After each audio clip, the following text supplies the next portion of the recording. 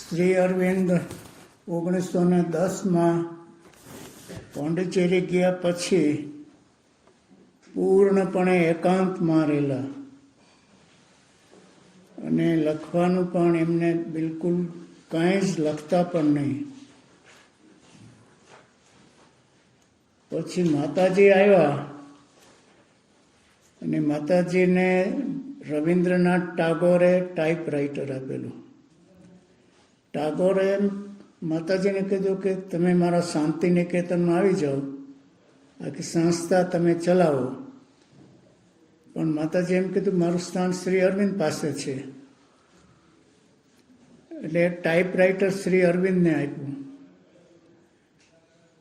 અને માતાજીએ પછી આર્થિક રીતે વ્યવસ્થા કરી દીધી અને માતાજીએ એમ કહ્યું કે આ બધું આપ લખો.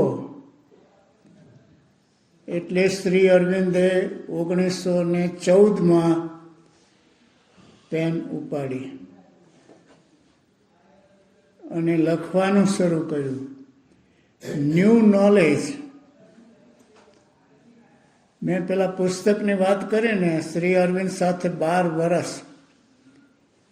એમાં ડૉક્ટર નિરોધ બરાને એમ કહ્યું છે કે શ્રી અરવિંદ અમારાથી દૂર બેઠા અને ક્યાં અનંતના પ્રદેશમાં પરાત્પર પરાચેતનામાં ખોવાયેલા રહેતા. હવે આ જ્ઞાન મનુષ્ય જાતિ સામે કેવી રીતે મૂકવું, એમાં એમના સાક્ષાત્કારમાં આવ્યું.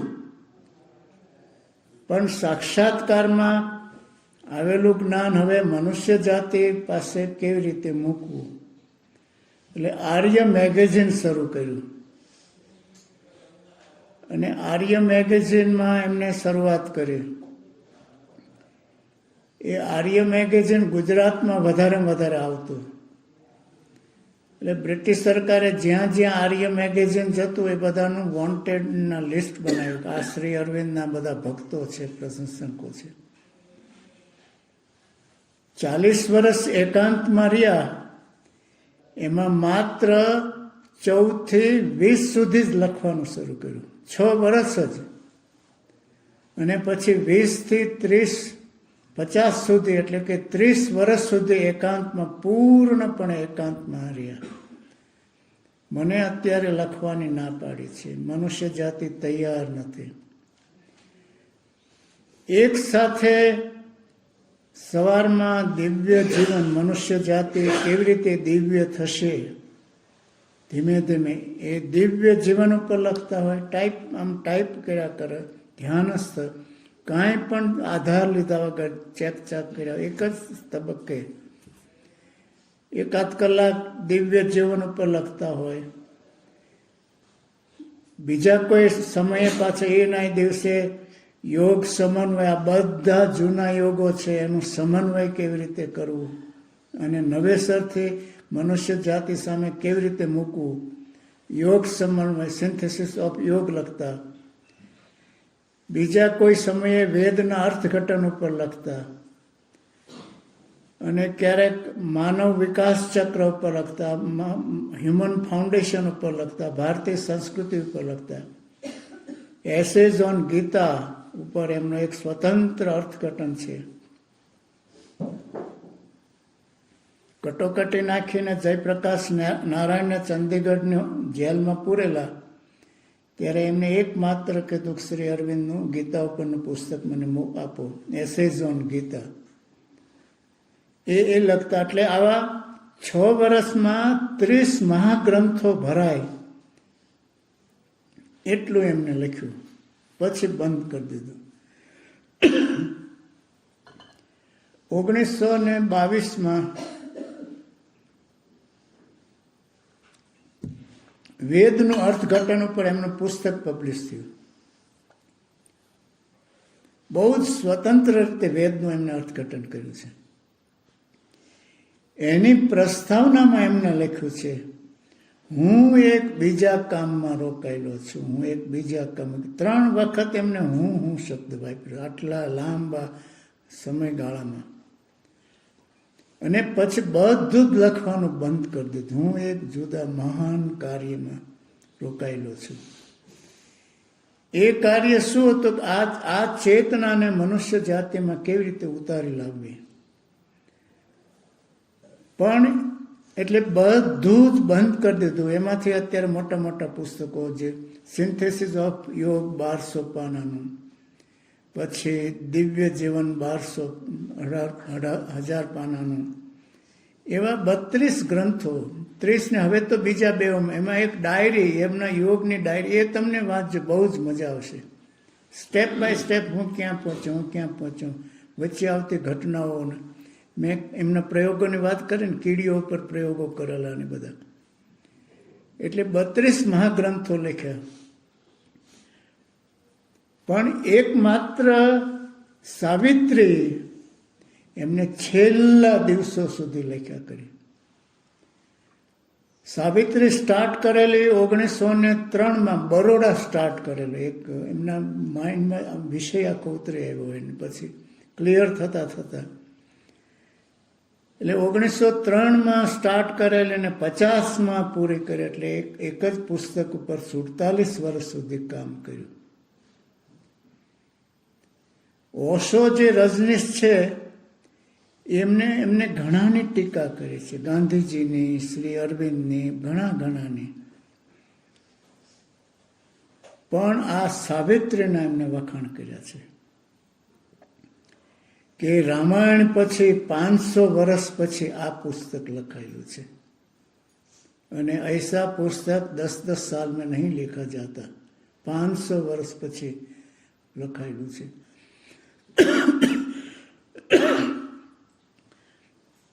કહેવું હોય તો એમ કહી શકાય કે ભગવદ્ ગીતાના જે ગુરુ હતા શ્રી કૃષ્ણ, મહાન સાક્ષાત્કાર પામેલા હતા.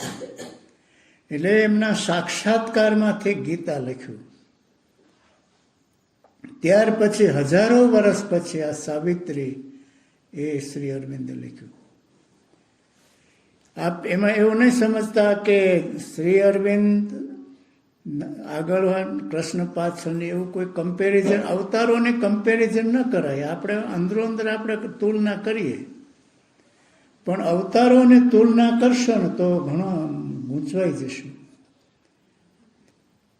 આ તો એક અનંત જ્ઞાન છે. યુગે યુગે થોડું થોડું પ્રગટ થાય. મનુષ્ય જાતિ જેમ પચાવતી જાય તેમ એ મહાશક્તિ થોડા રહસ્યો પ્રગટ કરતી જાય.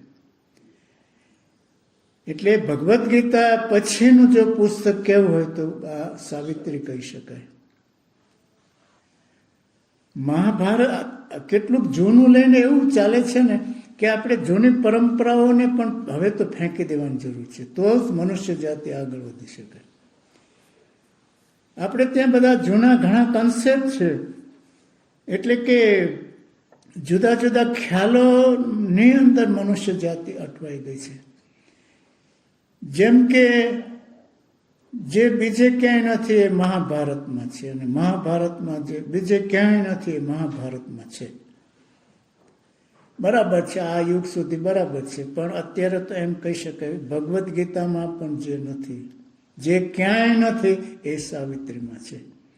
આ કોઈ અંધશ્રદ્ધાથી વાત નથી કરતો. આમ શર્ટ ટીંગાડે ઝાડવે અને ભગવાન કરે એવી શ્રદ્ધાથી નથી વાત કરતો, પણ એક અભ્યાસ સાથે અને આશ્રમના સાધકોના અનેક બધા અનુભવ પછી.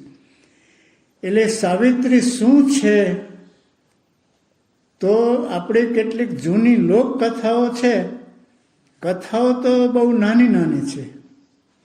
જેમ કે સત્યવાન સાવિત્રીની કથા છે, રાજા હરિશ્ચંદ્રની કથા છે, પ્રહલાદની કથા છે, ધ્રુવની કથાઓ છે. એ નાની કથાઓ એ લોકજીવનના નૈતિક જીવનને, સમાજ જીવનના ચારિત્રને ઘણી જ અસર કરી છે. નાની જ કથા સત્યવાન સાવિત્રી, પણ આપણી આખી પરંપરામાં એ આખું ઉતરેલું છે. હવે આ જે મહાભારતના શાંતિ પર્વમાં આ ઉમેરાયેલી કથા છે. મહાભારત કોઈ એક વ્યક્તિનું નથી, પણ એક વ્યાસ એટલે સંપાદન એવો પણ અર્થ થાય છે. બધું કલેક્ટ કરેલું છે, બધાની વાર્તાઓ, બધું એમ કરતાં મહાભારત થયું. એમાં વચ્ચે બીજી કથાઓ પણ આવી જાય. એમાં સત્યવાન સાવિત્રીની કથા આવે છે. એ કથા આપ જાણો છો. એટલે ઘણા શું કે સત્યવાન સાવિત્રીને તમે જાણીએ છીએ, પણ એ માત્ર પ્રતીક. અને એ કથાઓ, એ વાર્તાનું નાનું એક પેલું લઈને શ્રી અરવિંદે આખી સાવિત્રી લખી છે. આખું એમનું નવું તત્વજ્ઞાન આ વાર્તામાં ઉતાર્યું છે. એટલે જો હવે એ કથાના પાત્રો કેટલા? એક સત્યવાન, એક સાવિત્રી, પછી સાવિત્રીના પિતા અશ્વપતિ, પછી દ્યુમત્સેન, આ બધા, અને યમરાજ, એ કથાના પાત્રો છે બધા. એ મહાભારતના પાત્રો છે. હવે પેલી જે કથા છે મહાભારતની, એમાં અશ્વપતિ નિસંતાન છે, એટલે તપશ્ચર્યા કરે છે. અને તપશ્ચર્યામાં યજ્ઞના 12 શ્લોકો માત્ર છે. ત્યારે જે અશ્વપતિની તપશ્ચર્યા ત્યાં બતાવી છે, એ સાવિત્રીમાં 12,000 લીટીઓમાં કથા છે અશ્વપતિની તપશ્ચર્યા. આમાં પણ એ અશ્વપતિ છે જ તે. પેલો જે અશ્વપતિ છે એ અંગત હેતુ માટે, મનુષ્ય જાતિ માટે નહીં, પણ પોતાને સંતાન પ્રાપ્તિ થાય એટલા માટે તપશ્ચર્યા કરે છે. હવે શ્રી અરવિંદના સાવિત્રીમાં જે અશ્વપતિ છે, એ મનુષ્ય જાતિ કેમ દુઃખી છે, મનુષ્ય જાતિનું દુઃખ ક્યાંથી આવે છે. બધાએ દુઃખના વર્ણન કર્યા છે, બુદ્ધે દુઃખમાંથી મુક્તિની બધી વાત કરી, પણ દુઃખ ક્યાંથી આવે છે એ અત્યાર સુધી કોઈએ વાત કરી નથી.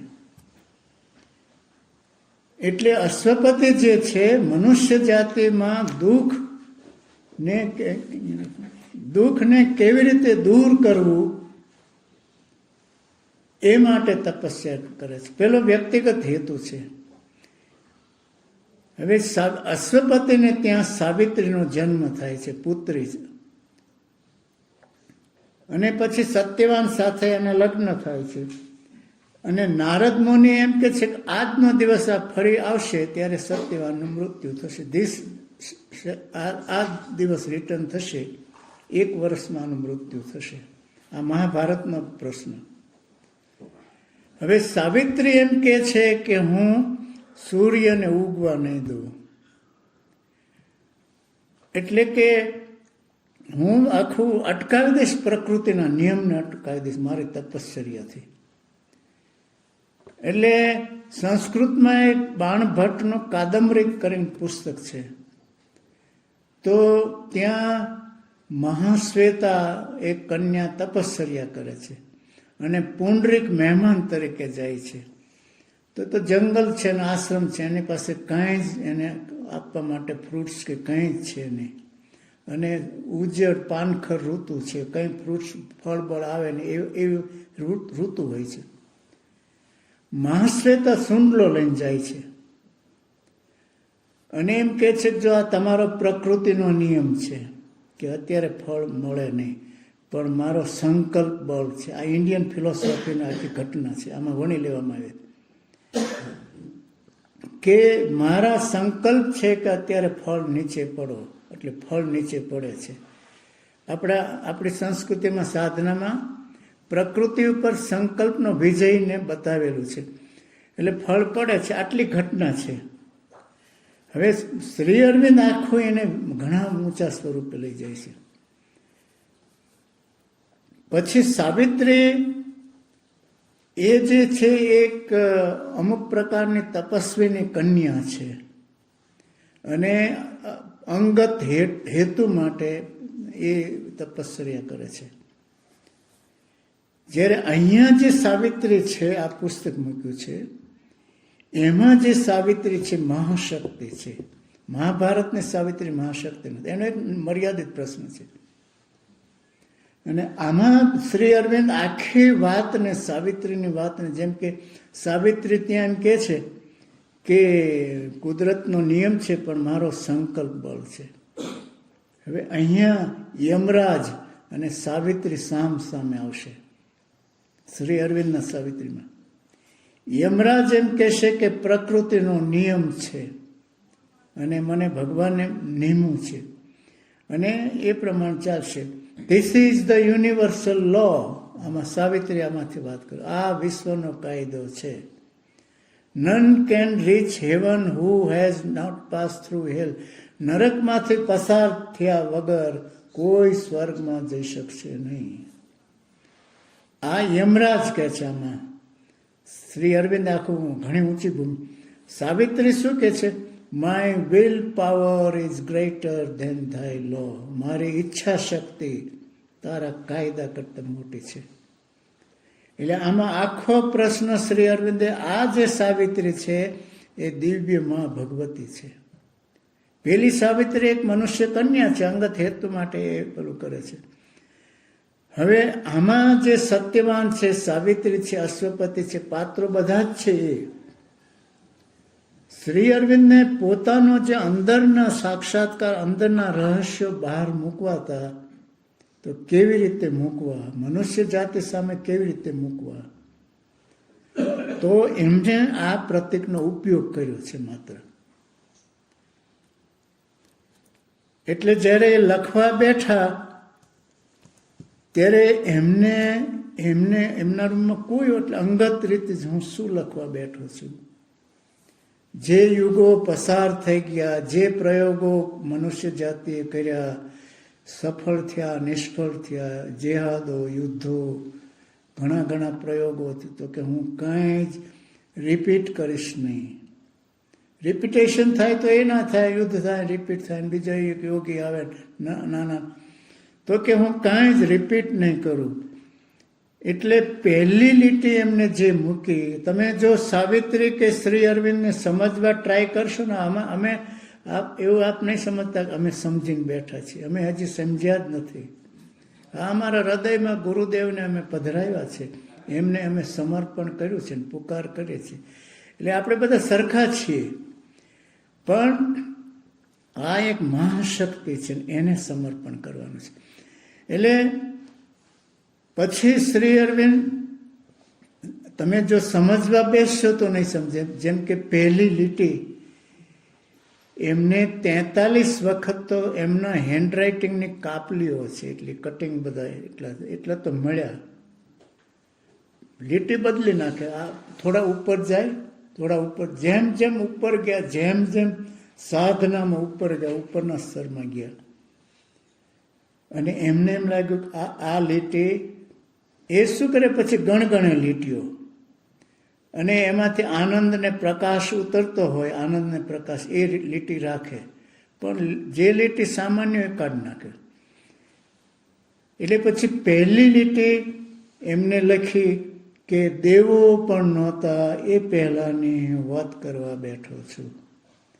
હવે આપણને ટેવ શું હોય છે, એક એક લીટીએ સમજતા જઈએ.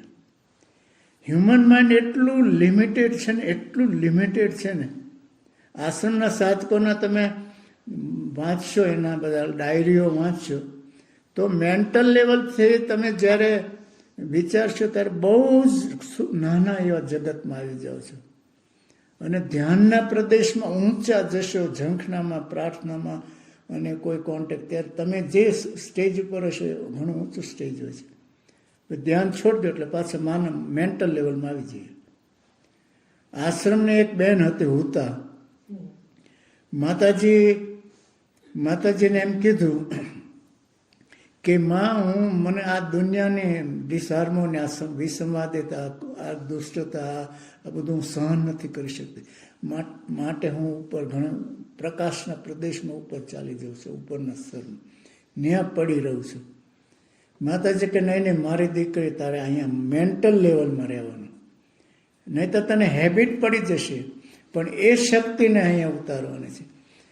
એટલે કે દેવો પણ, એટલે કે આ બ્રહ્માંડ નહોતું, કંઈ પણ નહોતું ને, એ પહેલાની હું વાત કરવા બેઠો છું. એટલે પહેલું પ્રકરણ છે ને, ઉષા, ધ સિમ્બોલ ડોન, એવું શબ્દ વાપર્યો, ઉષા.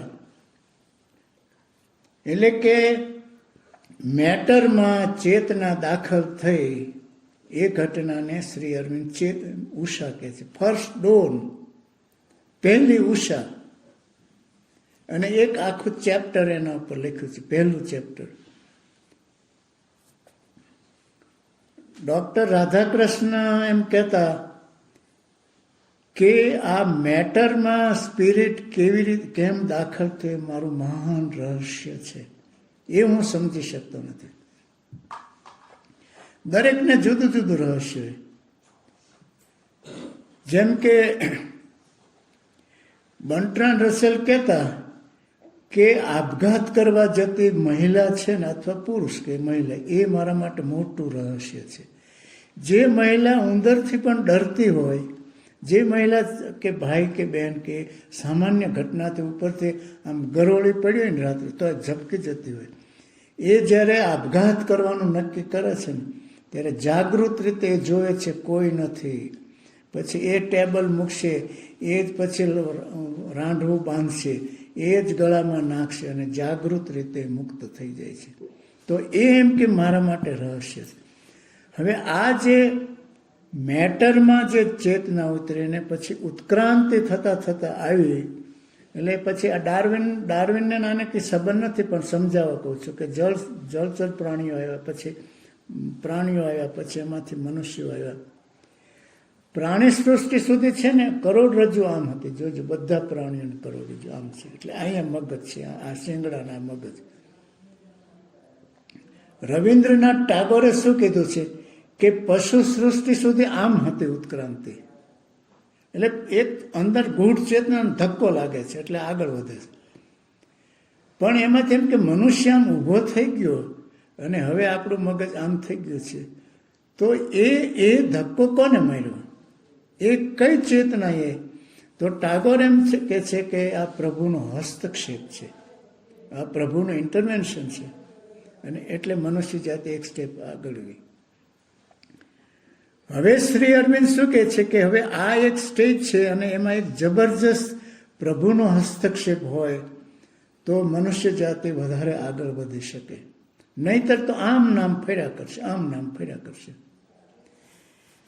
એટલે સાવિત્રીનું પછી પહેલું પ્રકરણ લખ્યું અને એનું છેલ્લું વાક્ય લખ્યું, this is the day when Satyavan must ડાય.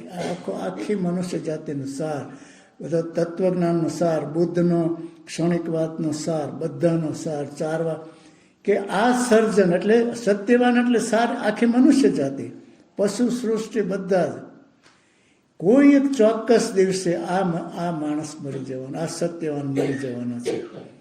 એટલે એ સત્યવાન સાવિત્રીના જે હસબન્ડ છે એ સત્યવાન નહીં સમજે, પણ આખું સર્જન. હવે આ સત્યવાનને બચાવવો હોય, શેમાંથી બચાવવો હોય? મૃત્યુમાંથી. આપણો વિષય એટલો ઊંચાઈ ઉપર વયો જાય છે, આખું બધું જ બદલાય જશે. આ Satyavan, this is the day when Satyavan must die, must die. જાતસ્ય ધ્રુવો મૃત્યુ, ભગવદ્ ગીતામાં કીધું છે.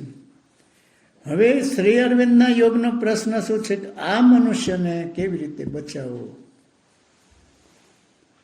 તો જો મનુષ્ય પોતાની શક્તિથી જ બચી શકતો હોત અને મૃત્યુની પાર થઈ શકતો હોત તો લાખો વર્ષમાં અનેક તપસ્વીઓ આવ્યા છે, અનેક સંકલ્પ કર્યા હશે, પ્રયત્ન કર્યા હશે, છતાં મનુષ્ય જાતિ એવી ને એવી છે. એનું કારણ શું છે? માનવ પ્રયત્ન દ્વારા, માનવના સંકલ્પ દ્વારા આ પ્રયત્નો થયેલા છે. ત્યારે શ્રી અરવિંદ શું કહે છે કે સુપ્રીમ ચેતનાનો અવતાર થવો જોઈએ અને આ ઉત્ક્રાંતિને એક જબરજસ્ત આંચકો આપવાની જરૂર છે. અને એક જબરજસ્ત ટેવોમાંથી મનુષ્ય જાતે નીકળી જાય એ માટે આંચકો આપવાની જરૂર છે. એટલે જો પહેલા ચેપ્ટરમાં વિષય આપી દીધો કે આ બધા મૃત્યુશીલ છે, હવે બીજું સ્ટેપ બાય સ્ટેપ ચાલશે શ્રી અરવિંદ. હવે બીજા પ્રકરણમાં તરત જ પ્રશ્ન આપી દેશે. જે પ્રશ્ન અત્યાર સુધી મૂકી દીધા છે એ શ્રી અરવિંદ આપી દેશે કે શું આપણે મૃત્યુ અને અવિદ્યાની આજુબાજુ ઘુમ્યા જ કરવું છે કે નવા રસ્તા ગોતવા છે? ખ્યાલ આવ્યો ને? આવો પ્રશ્ન કોઈ અત્યાર સુધીના વિકાસક્રમમાં કોઈએ આ પ્રશ્ન નથી પૂછ્યો. Whether we want to bear the ignorance and death or you the new ways for immortality. તમારે આ બે પ્રશ્નોની આજુબાજુ જ ગમ્યું છે કે નવા રસ્તા ગોતવા છે? હવે એ આખો શ્રી અરવિંદનો યોગ નવા રસ્તા માટે. એટલે પ્રશ્ન આપ્યો, આ પ્રશ્ન. હવે એ પ્રશ્નનો ઉકેલ કોણ કરી શકે? તો મહાશક્તિ, સુપ્રીમ મહા ભગવતી જે ડાયરેક્ટ ઉતરે સર્જનમાં, તો જ આ પ્રશ્ન ઉકેલે. એટલે શ્રી અરવિંદે પછી જવાબ આપ્યો, તો મહાશક્તિને કોણ ખેંચી લાવે પૃથ્વી ઉપર? જેમ કે એક પુકાર હોય છે તો પુકારથી ખેંચાઈને આવે. જેમ કે સુરદાસજી, આ નોંધાયેલો ઘટના છે. સુરદાસ કૂવામાં પડી ગયા અને યમુનાના કિનારે હતા, ફરતા ફરતા કૂવામાં પડી ગયા. અને પછી થોડા વખત તો એમને રિયોન પ્રાર્થના કરે છે, બધું ગમે તે, પણ પછી એમ થયું કે હવે તો હું મરી જઈશ. આ બનેલી ઘટના જ છે. અને પછી યમુનાનો કિનારો હતો અને ગાયો આમ ભાંભરવા માંડી, ગાયોનો અવાજ આવ્યા. અને એટલે એમને એમ થયું કે અહીંયા ગોવાળ તો હોવો જ જોઈએ. એટલે સુરદાસે ફરીને પછી અવાજ કરો, હું કૂવામાં પડી ગયો છું, હું કૂવામાં પડી ગયો છું. એટલે એક છોકરો જે ગોવાળિયાનો હતો કૂવામાં પડીને એમને બહાર કાઢે છે. અને પછી સુરદાસ એને હાથ પકડી પાડે છે, તમે કોણ છો? તમે મને ક્યાંય પકડો, મને કાઢવા કોણ આવ્યા છે? તો એ ગોવાળનો છોકરો છે ને આમ હાથ છૂટો કરીને ભાગે છે કે મથુરા વૃંદાવનમાં જે ગોવાળિયો છોકરો થઈ ગયો નંદ જશોદાને, ત્યાં એ હું છું, એમ કરીને ભાગ્યા. એટલે મનુષ્ય જાતિનો જે પુકાર હશે ને, પુકારનો જવાબ તો આવશે જ તે.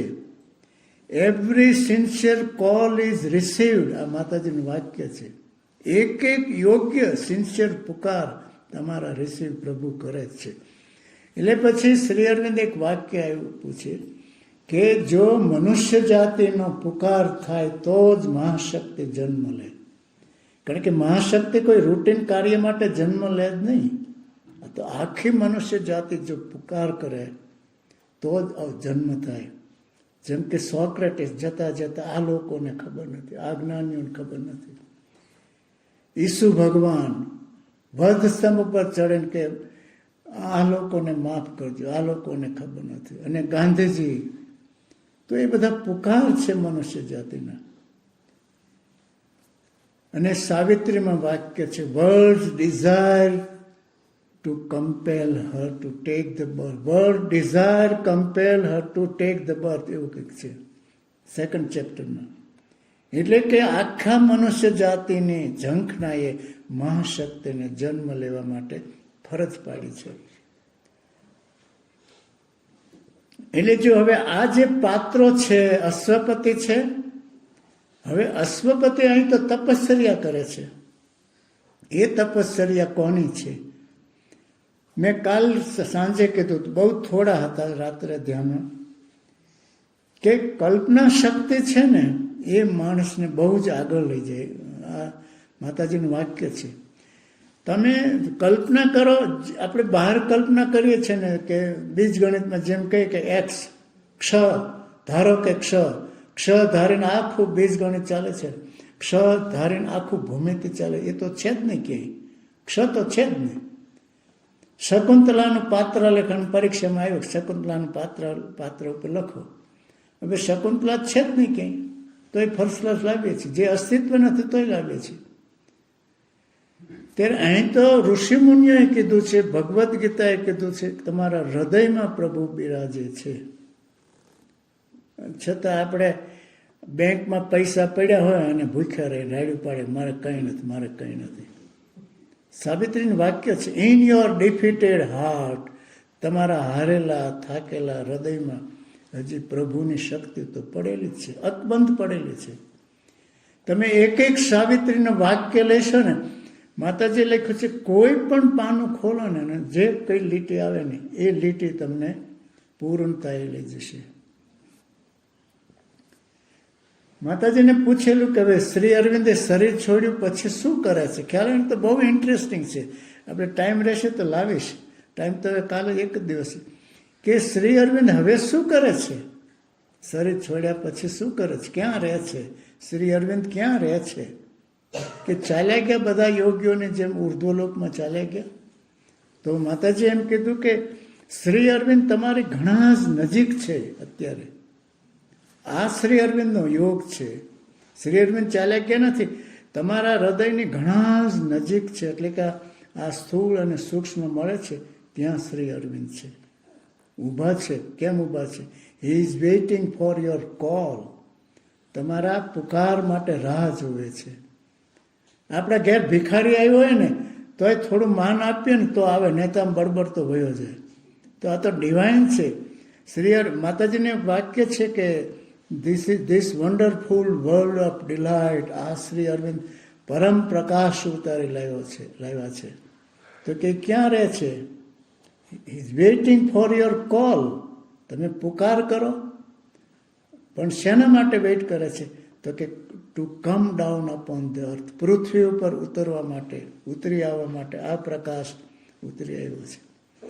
સાવિત્રીમાં છેલ્લા વર્ષોમાં શ્રી અરવિંદને દ્રષ્ટિ ચાલી ગયેલી અને પછી દ્રષ્ટિ ઓછી થઈ ગઈ એટલે કોકને લખાવતા અને લખતા 500 લીટીઓ એક સાથે લખાવેલી એક દિવસમાં, 500, ક્યાંય પણ ફેરફાર કર્યા સિવાય. એકદમ આમ ઉતરી જ આવે 500 લીટીઓ. સાવિત્રી અને એમને લખ્યું છે built is the golden tower, સોનાનો ટાવર તૈયાર થઈ ગયો છે. એટલે શું? સોનાનો ટાવર તૈયાર થઈ ગયો છે એટલે શું? મનુષ્ય અને પ્રભુની વચ્ચે સનલિટ પાથ. સાવિત્રીમાં વર્ણન છે મનુષ્યના હૃદય અને પ્રભુના હૃદય સુધી બધા આંદોલનો અરસ્પર જવા માંડ્યા છે. એક પુલ તૈયાર થઈ ગયો છે. એટલે બીજા ચેપ્ટરમાં મહાશક્તિનો જન્મ એ પણ એમને સંકેત આપ્યો છે કે જેને હવે તપશ્ચર્યા કેવી હશે તો એ પણ શ્રી અરવિંદે વાત કરી છે. પછી અશ્વપતિ, જે અશ્વપતિ આખી મનુષ્ય જાતિનો ઉદ્ધાર કરવા માટે તપ કરે છે એ અશ્વપતિ કેવો છે? એટલે પછીના ત્રીજા ચેપ્ટરમાં અશ્વપતિનું વર્ણન કરેલું છે કે જે મનુષ્ય એમ કે હું આખી મનુષ્ય જાતિનો ઉદ્ધાર કરવા આવ્યો છું, તો શ્રી અરવિંદે એના લક્ષણો આપ્યા છે. ક્યાંથી આવ્યો એ અશ્વપતિ? શ્રી અરવિંદ ક્યાંથી આવ્યા? એમને પોતે જ કીધું છે કે મને સુપ્રીમમાંથી મોકલવામાં આવ્યો છે. આપણા પ્રદેશોમાંથી બરાબર જન્મ આપણી રીતે જન્મ થયો હોય, પણ મને મોકલવામાં આવ્યો છે. હવે અહીંયા સાવિત્રીમાં નામ અશ્વપતિનું આપ્યું હોય, પણ એમને જ પોતાની આખી વાત કરી છે. અશ્વપતિ કેવો છે? જે જગતના ઉદ્ધાર માટે, મનુષ્ય જાતિને દુઃખમાંથી મુક્ત કરાવવા માટે આવ્યો છે. તો વાક્ય છે, જેનું અંગ્રેજી સારું હોય ને એ તમારે એ વાંચશો ને તમારે કાંઈ જ કરવાની જરૂર નથી. એટલું એટમોસ્ફિયર રહેશે, એટલું પછી કે તરત અસર નહીં થાય, પણ થશે શું? બહુ ધોધમાર વરસાદ આવે અને વૃક્ષો પર પછી વરસાદ બંધ થઈ ગયો છે અને વૃક્ષ ઉપર ટીપા ઝીણા ઝીણા રહ્યા હોય, પછી ધીમે ધીમે વરસાદ બંધ થઈ જાય, ઝાડવામાંથી પાણી ટપકતું હોય, જોજો ઝીણા ઝીણા ટપક. એટલે જે સાવિત્રીની લાઈનો તમારા હૃદયમાં હશે ને એમાંથી તમારા પ્રદેશમાં પ્રકાશ, આનંદ, શાંતિ ટપકતી છે. એટલે હવે Ashwapati he came from the other side of boundlessness. He came, Ashwapati આવ્યો ક્યાંથી? અધર સાઇડ, આપણી સાઈડથી નહીં, પરાત્પરના. He came from the other side of boundlessness. નિરાકાર સર્વોચ્ચના પેલા પ્રદેશમાંથી અશ્વપતિ ઉતરી આવ્યો છે. આ શ્રી અરવિંદનું જ વર્ણન છે. નામ માત્ર પેલો સત્યવાન છે, અશ્વપતિ છે. અશ્વપતિ એક કાલ્પનિક પાત્ર છે, પણ પોતાની વાત પોતાની તપશ્ચર્યા, જે સ્ટેપ બાય સ્ટેપ અદ્ભુત તપશ્ચર્યા હતી એ અશ્વપતિ મારફત મૂકી. અને એવી રીતે મૂકી છે કે મનુષ્ય એ પ્રમાણે આગળ વધી શકે. પછી હવે આ જે વાક્યો હતા એ તો વિચાર છે એક, અને એ શ્રી અરવિંદના વાક્યો પર શ્રી માતાજી ધ્યાન કરે. જેમ કે અશ્વપતિનું વર્ણન છે કે અશ્વપતિની આંખોમાં બ્રહ્માંડનું તેજ હતું.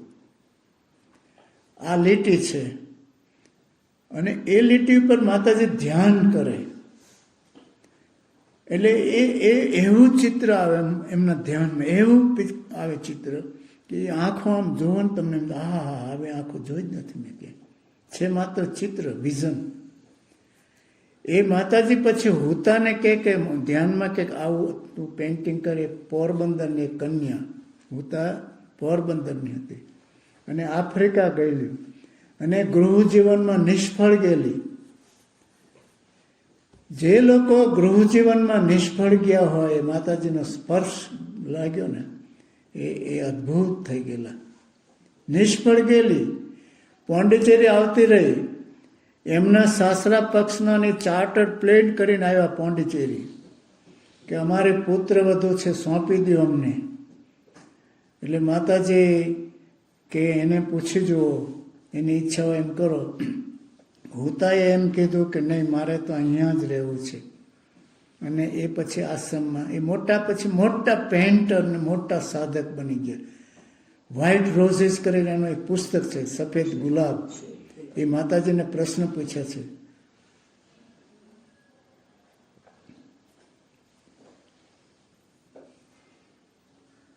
માતાજી તમે શ્રી અરવિંદ અંગે પ્રશ્ન પૂછ્યા છે એમને આ પુસ્તકમાં. શ્રી અરવિંદ ક્યાં રહે છે, પછી શ્રી અરવિંદની આજુબાજુ શું છે,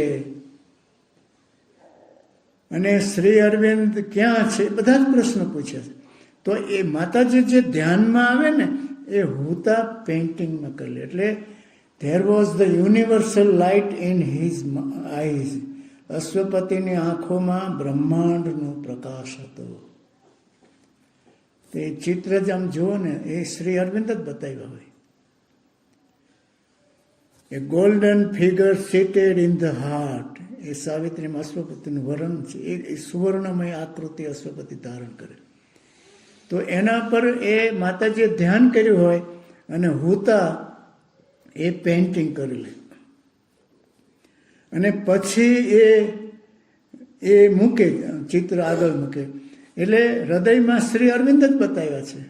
જ્યાં જ્યાં અશ્વપતિનું વર્ણન આવે છે એ બધા ઉપર હુતાએ માતાજીએ ધ્યાન કર્યું હોય અને અશ્વપતિમાં શ્રી અરવિંદ જ ધ્યાનમાં આવ્યા હોય. મેડિટેશન ઓન સાવિત્રી 4 પુસ્તક છે. એ સાવિત્રી સમજવાનો પ્રયત્ન કરતા જ નહીં, તમે ફીલ કરવાનો પ્રયત્ન કરજો. એટલે અશ્વપતિનું વર્ણન છે. હવે આ અશ્વપતિ યોગ સાધનામાં ઉતરે છે. એટલે પહેલા અશ્વપતિ જુએ છે કે અત્યાર સુધી મનુષ્ય જાતિને શું અટકાવતું હતું, અને અટકાવનારી જે પરિસ્થિતિ હતી એ શું હતી. તો અવિદ્યા, મિથ્યા જગત, જેમાં કોઈ અત્યાર સુધી ઉતર્યું નથી. અને બાઉન્ડ્રી બાંધી દીધી. શાસ્ત્રની બાઉન્ડ્રી ઓળખવી બહુ અઘરી છે. બાઇબલ અંગે લખ્યું છે, બાઇબલમાં એમ છે God is in the heaven only and there is hell, નરક છે. આપણે એમ કે ના ના, ભગવાન ગોડ ઇઝ એવરીવેર, ભગવાન સર્વત્ર, ગુસ્સે થઈ જશે. બાઉન્ડ્રી છે. ઉપનિષદમાં એમ કીધું છે કે આમાં નહીં પડતા, અવિદ્યામાં નહીં પડતા. અંધમ તમ પ્રવિશંતિ એ અવિદ્યામ ઉપાસ. આ ઋષિ મુનિઓ આ લઈને ચાલ્યા છે કે અવિદ્યામાં નહીં પડવાનું, અંધકારના પ્રદેશમાં નહીં પડવાનું. આત્મહિતાય સર્વમ ત્યજેત. આત્માના હિત માટે બધું છોડી દો, મોક્ષ લઈ લ્યો. અંબાલાલ પુરાણીએ લખ્યું છે, ઇતિહાસમાં લાખો વર્ષ પછી એક ભડ પુરુષ, આવા શબ્દો આવ્યા, શ્રી અરવિંદ આવ્યા અને અંધકારના પ્રદેશમાં ઉતર્યા. આ સાવિત્રીમાં બધા વર્ણનો છે. અને ડાર્કનેસના વર્ણનો, જે અંધકારના વર્ણનો છે, એ ફેધમલેસ ઝીરો, એ ડાર્ક ફેધમલેસ તળિયું આખું બતાવ્યું છે. અને એમાં શ્રી અરવિંદ અશ્વપતિ ઉતરે છે. અશ્વપતિ તો શ્રી અરવિંદ જ છે કે પેલું આપણે કલ્પિત પાત્ર ઉતરતું નથી. અને ત્યારે અશ્વપતિ પછી બધા તબક્કા પહેલા છે ને અંધકારમાં ઉતરે છે, અને જે પછી જો મનોમય પ્રદેશમાં ઉતરે એટલે વિચાર શૂન્ય થઈ જાય છે, વિચારોને બધું ચાલ્યું જાય છે. પછી પ્રાણમય કોષમાં ઉતરે છે અને લાગણીઓને બધું ચાલ્યું જાય છે. પછી જળ તત્વમાં ઉતરે છે, ત્યારે કાંઈ જ રહેતું નથી, કાંઈ જ રહેતું નથી. એકમાત્ર ત્યાં પ્રભુ માટેની ઝંખના હોય છે, એસ્પિરેશન. જ્યારે કાંઈ જ નથી હોતું, વૈરાગને એ બધું ઉપરના તબક્કે ખલાસ થઈ જાય, તો છેલ્લી અવસ્થામાં ઝંખના હોય છે. એટલે શ્રી અરવિંદે એમના યોગમાં એસ્પિરેશન ઝંખના જે સ્ટેપ આપ્યું અહીંથી આપ્યું છે. એટલે અશ્વપતિ છેક તળિયે ઉતરી જાય છે.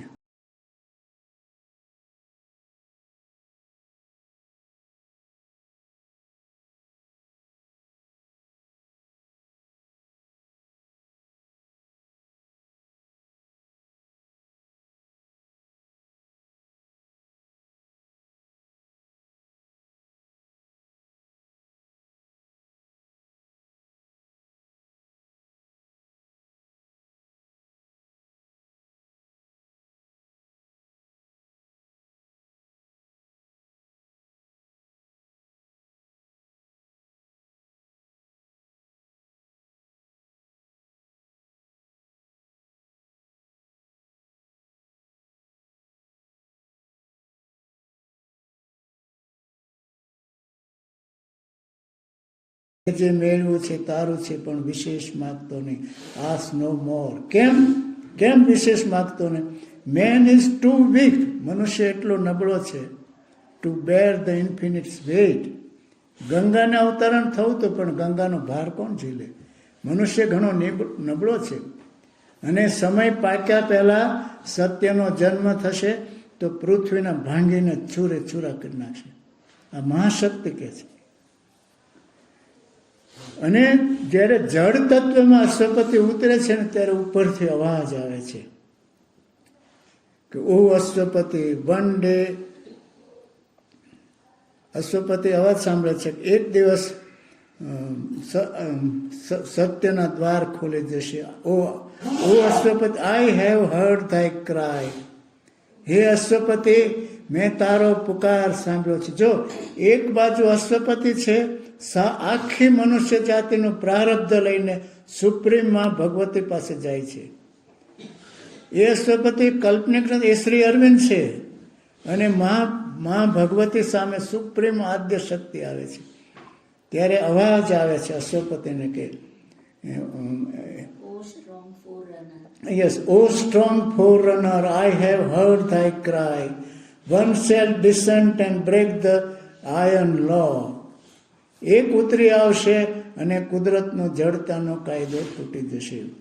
એન્ડ બીજું પણ આગળ છે, and bring the truth that set the spirit free. અને એવું સત્ય ઉતરી આવશે કે આત્માઓ આપોઆપ મુક્ત થઈ જશે.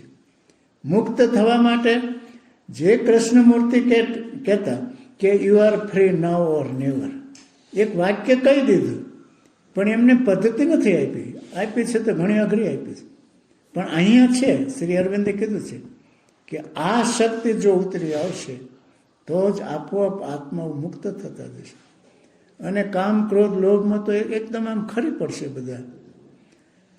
તો એ અશ્વપતિ અહીંયા સાધના કરે છે અને 12,000 લીટીઓ સુધીનો આ યોગ છે આખો. એટલે પહેલો ભાગ અશ્વપતિનો યોગ પૂરો થાય છે. પછી મહાશક્તિ આવે છે અને પૃથ્વી ઉપર એમ કે પ્રભુને અવતાર થશે. એટલે આખો એમની સાધના જે હતી એ આખી એમની સાધના અશ્વપતિના પાત્ર દ્વારા મૂકી છે, step by step by step by step. અને અશ્વપતિ ક્યાંય અટકતો નથી, ક્યાંય he goes and goes on he goes on, આગળ જાય છે, આગળ જાય. અનેક સિદ્ધિઓ ને અનેક બધું આવે છે, પણ કે આ મનુષ્ય જાતિને દિવ્ય બનાવી શકશે આગળ જાય આસક્તિ, આ મારે આ ન જોઈએ, આ ન જોઈએ, આ ન જોઈએ, આગળ જતો જતો જાય છે. પછી કૃષ્ણ ચેતનામાં જાય. એ સ્ટેપ બાય સ્ટેપ બાય ઠેઠથી ઠેઠ સુધી બધું શું શું બને છે. આપણી અંદર શું છે એનો રિપોર્ટ આપ્યો છે. આપણો પોતાનો મનુષ્યનો પોતાનો રિપોર્ટ વાંચ્યો હોય તો આવો છે. અને એ અશ્વપતિ શ્રી અરવિંદ પોતે છે. મ્યુઝિક મળે છે, માતાજી મ્યુઝિક વગાડે છે, ગોલ્ડન ડે મ્યુઝિક 7-8 મિનિટ છે.